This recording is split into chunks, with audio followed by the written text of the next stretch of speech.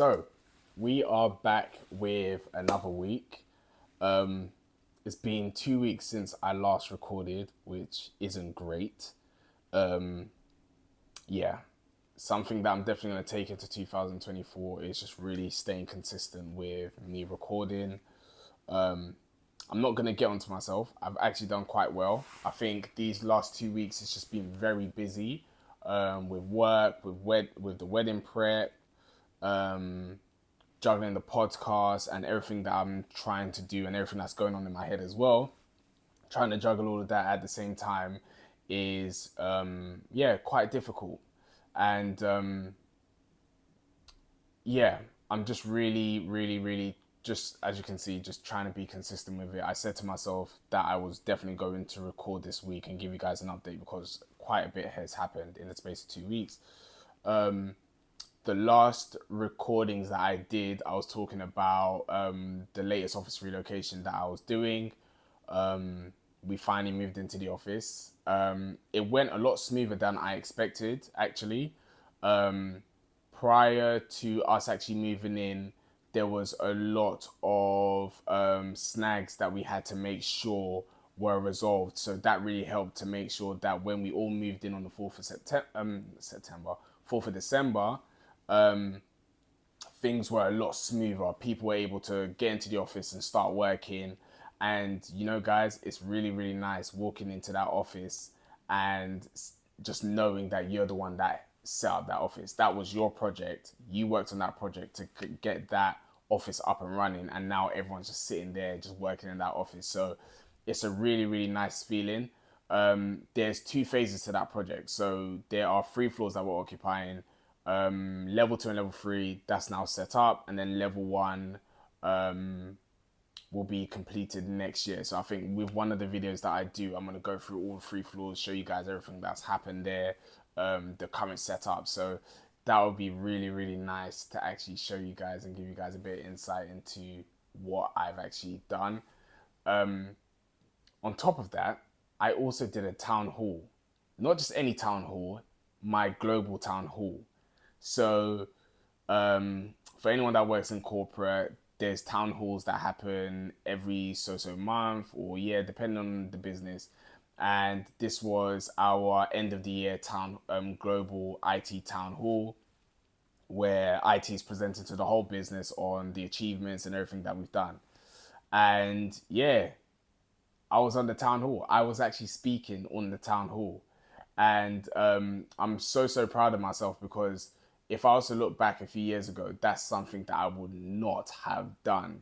Like, nah, that you would not see me on there.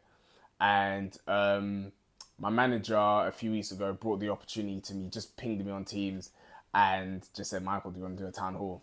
I didn't even think about it, especially with everything that I've been saying to you guys as well, really trying to push myself this year, really trying to take myself out of my comfort zone. That, to me, that was just another opportunity and another challenge. So I'm happy I took on the challenge. Was there times when I was stressing out? I don't think I stressed myself out as much. I really just took it easy. Really just showed myself a lot of grace. Created a presentation, reviewed the presentation with my fiance and my manager just to make sure that I was happy with everything that was there.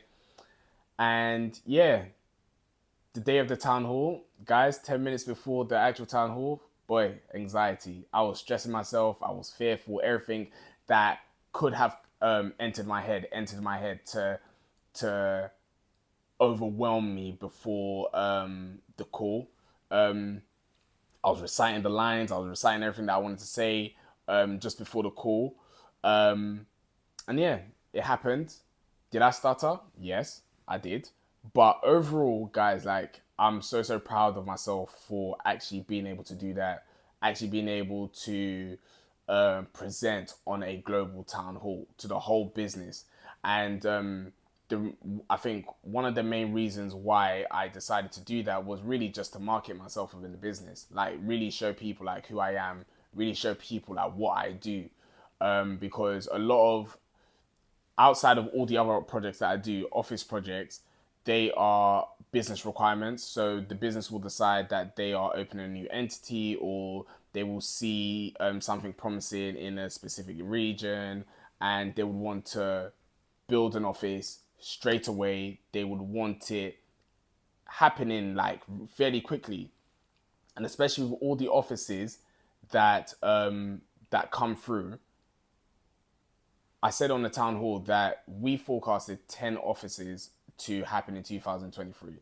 27 office projects came through our pipeline, and they're all being managed by me on top of the other projects that are not office related projects. These are like pure IT projects.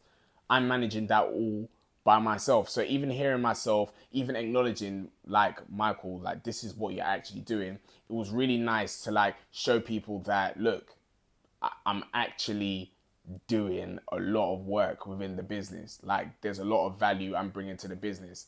And yeah, it was nice to actually showcase what I do. It was nice to market myself. It was nice to bring awareness to IT, because for anyone that works in IT, not in a IT company, but an IT department within a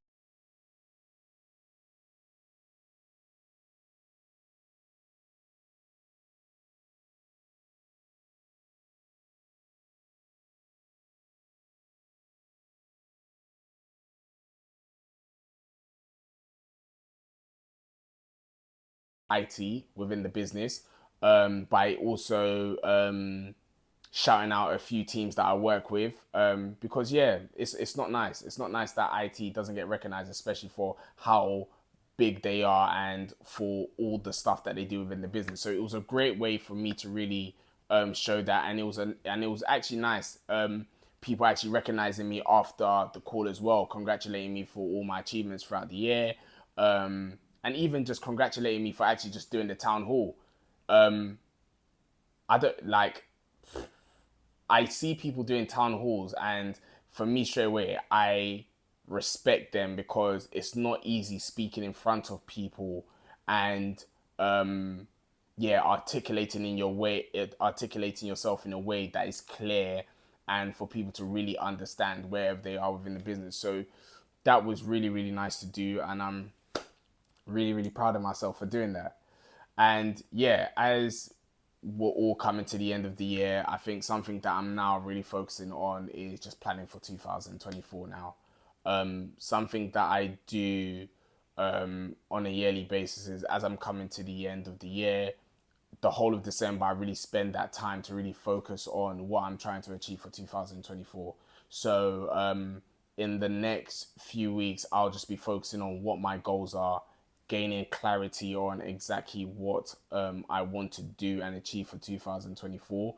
I'll start writing my goals down. So something that I do is I create a Word document that has all my goals on it. And something that I did this morning is I was just reevaluating all the times that I've created goals for myself in these one-page documents, and I noticed that in 2021, when I was writing my goals for 2022, compared to the one that I did in 2022 for 2023, my 2021 goals for 2023 22 were articulated like perfect. Like the way I created a document, you could see the clarity with the clarity in exactly what I wanted to achieve for 2022. It was stated clearly in that document. And then when I compared it to the document I created in 2022 for 2023, you could see it was just a rush job. It wasn't really clear. It was very vague. And yeah, this morning I just thought to myself, Michael, review both and see how you want to start 2024. See what you want to achieve for 2024. So in the next few weeks, I'm going to be creating another document for 2024, stating exactly what I want to do. So I have some key areas that I focus on, such as my career, personal development, my faith, my relationship with Casey, my relationships with all my friends and family, self care, how I want to look after myself in 2024. I think what I've done this year, when it comes to self care, I feel like I've really, really looked after myself, not just in regards to just going to the gym, but just the way I've spoken to myself, how I've looked after myself mentally. And that's something that I definitely want to carry out in 2024. the running, going to physio, getting a lot more sports massages to like just combat everything that I'm doing. So that's something that I really want to take into 2024. But ultimately, I'm just trying to plan for 2024, make sure that I start 2024 with the best footing. And yeah, hopefully what I can do is in the next episode, I can walk you guys through how I actually prepare these documents, um, what's my thought process in regards to my goals and how I set my goals, how I look at what I'm trying to achieve for the following year. And sometimes, yes, I have the goals that I articulate within the document, but I also write keywords that really stand out for me, that really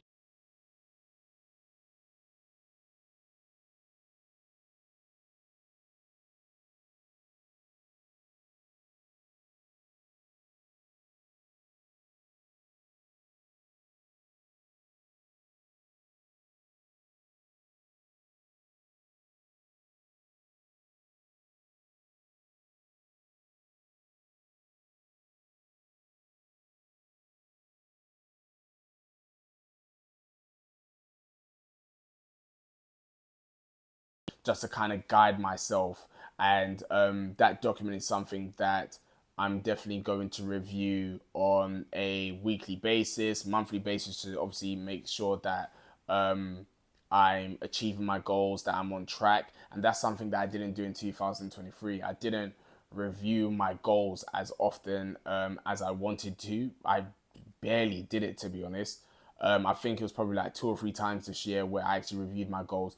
Yes, I did tick off a few goals, but I feel like I could have done a lot more in 2023 if I really went back to my goals. And like I said, it was very vague. So that didn't help as well. But at least I could have gone back to my goals throughout the year, really looked at what I was trying to achieve and to really put myself back on track whenever I came off track. So yeah, we're coming to the end of 2023.